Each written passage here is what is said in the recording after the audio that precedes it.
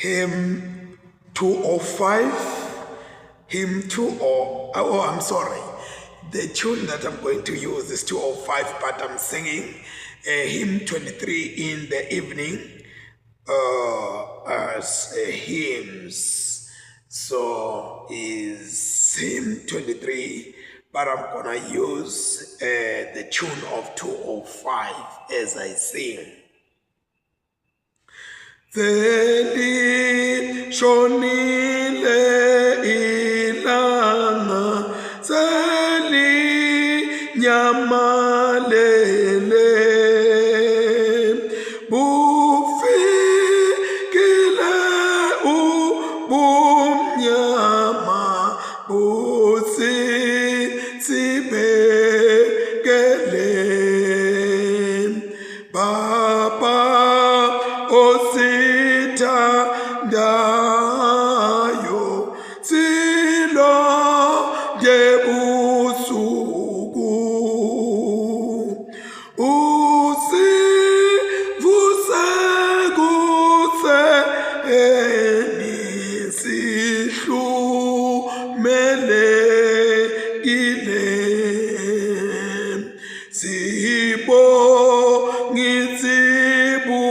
sibusiso osiphile zona, ezokuphila kahle nezinye ziningi, ngazo zonke izinsuku siphe uBaba lo, nxa sesidlula lapha usiyise khaya. Amen. Sithandaza egameni laNkulunkulu Yise neNdodana naMoya oNgcwele. Amen. Babe lolungile, sesibongile Nkosi. Lenye ingxenye yokubonga kwethu kusho ukuthi uNkulunkulu wethu lonamandla onke, la khona lilanga selishonile. Babe wethu lonamandla onke, wena ubeseloku ukhona, wena Nkulunkulu ubeseloku ungumholi, wena Nkulunkulu ube useloku usinakekele ngendlela lephakeme. Namanje ke Nkosi sihlangana kule nzamba yanamhlanje na sigcwele ukubonga. Babe njengoba lihubo litabe lisihubela kwekuthi bongani simakathe ngoba unemusa. Oh uNkulunkulu wethu lonamandla onke, nesiyawu sakhe sime kuze kube phakade. Wabulala emakhosi lalemandla bozihone nabo onke makhosi emakhosi ema-Amore, makhosi abeBhashani. uNkulunkulu wethu ngoba umusa wakhe kawunamkhawulo. Babe siyabonga uNkulunkulu wethu namanje Nkosi ekushoneni kwelanga ukuthi lesiyawu sakho lesime kuze kube phakade kasendluli kasinamkhawulo, kodwa uNkulunkulu wethu lonamandla onke sihlala sihlele sikhona njalo umuntu asaphila. Sihambele phambili ke uNkulunkulu wethu lonamandla onke, usiphe konke lesikudzingako lalesikweswele uNkulunkulu wethu ninamandla onke kubeni sende inzando yakho, sihambe ngendlela lofuna nalothandza ngayo simakathe egameni likaJesu Kristu eNazarethe. Babe wethu lolungile, kasilibali Nkosi bantu bakho labashushiswako ngokwehlukahlukana, labanye Nkosi bashushiswa Nkosi tinhlupheko letehle Nkosi ngenxa labanye Nkosi tinhlupheko letehle ngenxa yesimo semvelo. Lokunye uNkulunkulu wethu lonamandla tinhlupheko leti emanate from what we have done or thought or said. My God and my Father, kodwa kuko konke lokho sithi Nkosi wena umi njalo ungusomandla. Sibekela lenza uNkulunkulu wethu lonamandla onke ngelifu lebukhona bakho. Sifundile Nkosi ukuthi emafu athi ndvuli tetinyawo takho. Babe wethu lonamandla onke kulokunye kuthiwe mafu lamnyama lahlobile ayikhenophi yakho, kulokunye kuthiwe mafu simakathe ayingubo lotembise ngayo. Siyathandaza ke babe kulo mzuzu uNkulunkulu sibonga konke lokuhle losendela kona Nkosi lesingakakuxeli lokunye, kodwa Nkosi usibone isidingo sokuthi lokho ungasipha kona babe siyakwemukela, nalokunye Nkosi lebe singathi siyakwethabela, kodwa Nkosi uthi lokho akufanele. Sithi Nkosi nalapho siyethaba Nkosi, ngoba labanengi uNkulunkulu othola amandla onke bamukwe into letingemagugu etimpilweni tabo, batibuta batiphendvula kwethi uNkulunkulu othola amandla onke impilo itawaphi na kuba uNkulunkulu othola amandla onke uthethe imisebenzi lesi esikhathi uNkulunkulu othola amandla onke wenta emabhizinisi angaphumelela, kodwa Nkosi wena uyasathisa ukuthi ukuphila kwethu. Ngaleso sizathu kwenkosi sente babe singalibali kokuthi kuphila kwethu Nkosi akukasimi uNkulunkulu othola amandla onke kuma properties, kodwa Nkosi kusime ngawe uNkulunkulu. Vula ke inhliziyo yethu Nkosi nakulesikhathi basilalele siphinde silandele timiso takho ngaKristu Jesu Nkosi manje naphakade. Amen. Sihlole sivume emaphutha ethu.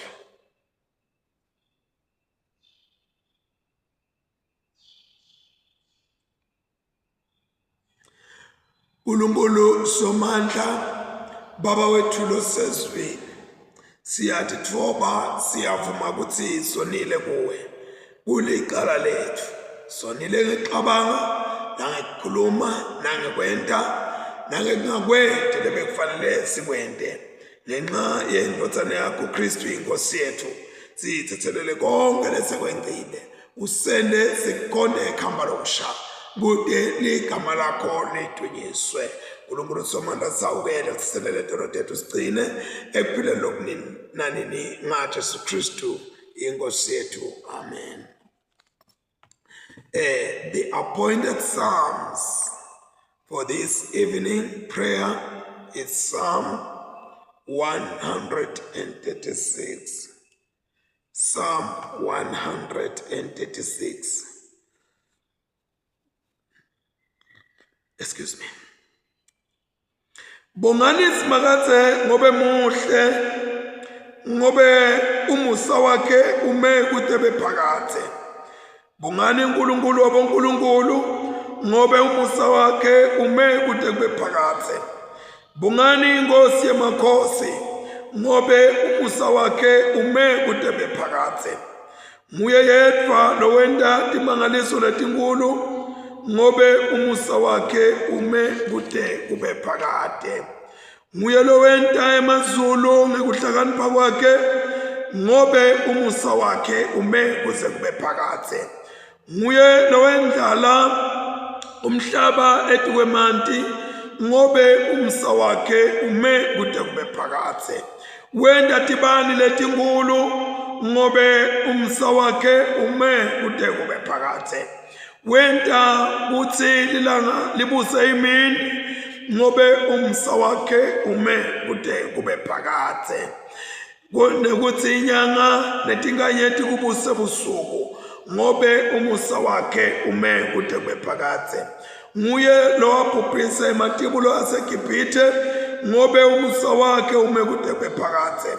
Wahola Israyeli wamkhipha emkhathini wawo ngobe umusa wakhe ume kude kube phakade. Ngesandla lesinemandla nengalo leluliwe ngobe umusa wakhe ume kude kube phakade. Nguye lowehlukanisa kabili lwandle lolubovu ngobe umusa wakhe ume kude kube phakade. Wewelisa ema-Israyeli ekhatsi nalo ngobe umusa wakhe ume kude kube phakade. Wachitha Faro nempi yakhe ngalo ngobe umusa wakhe ume kude kube phakade. Nguye lo wahola sive sakhe ehlane ngobe umusa wakhe ume kude kube phakade. Wabhubhisa emakhosi lamakhulu ngobe umusa wakhe ume kude kube phakade. Wabulala nemakhosi lanemandla ngobe umusa wakhe ume kude kube phakade. Wabulala Sihoni inkosi yema-Amori ngobe umusa wakhe ume kude kube phakathe. Wabulala na-Ogi inkosi yaseBhashani ngobe umusa wakhe ume kude kube phakathe. Wephana ngelive labo labalifa ngobe umusa wakhe ume kude kube phakathe. Labalifa la Israyeli inceku yakhe ngobe umusa wakhe ume kude kube phakathe. Nguye lo asikhumbula ekwehlulekeni kwethu ngobe umusa wakhe ume kude kube phakathe. Wasikhulula etitheni tethu ngobe umusa wakhe ume kude kube phakathe. Nguye lo wondla bonke bantu netilwane tonke ngobe umusa wakhe ume kude kube phakathe. Bongani uNkulunkulu welizulu ngobe umusa wakhe ume kude kube phakathe. Akuphinyiswe uYise neNdodana naMoya Oyingcwele njengoba bekunjalo ekuqaleni kusenjalo nanyalo kuyakuba njalo kude kube nini nanini. Amen. Sifundo sekuqala namhlanje na enzambama siphuma eTestamenteni Lidala sibhaliwe encwadini yeZakaraya chapter 11 and we are reading from verse 4 to 17. Zechariah chapter 11, we are reading from verse 4 to 17. Amen. Naku lokukhulunywa ngusimakathe uNkulunkulu wami uthi yelusatimvu letimiselwe uhlatshwa. Bathengisi bato bayatihlaba bangede bajesiswa. Labo labatithengisako bathi akathunyiswe simakathe sesijingile. Ngiko nje nebelusi bato abanasihawu nato. Ngobe ngingeke ngisaba nesihawu kubantu balelive kusho simakathe. Ngiyawunikela ngulona lowo esandleni samakhelwane wakhe na nesenkosi yakhe. Bayakulicindzetela live nami futhi ngingeke ngibephule etandleni tabo. Labo lababethengiselana ngetimvu base bayangikasha ngayelusa lemihlambi leyase imiselwe kuhlatshwa. Ngase ngithatha tindvuku letimbili, lenye ngayetha libito ngathi Musa, lenye ngathi nguhlanganiso.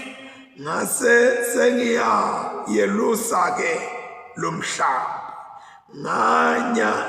Nganyanga yinye ngelusa, nganyanga yinye ngesusa labelusi labathathu. Umhlambi wangenyanya nami ngatsinwa nguwo. Ngathi kuwo ngingeke ngisanelusa.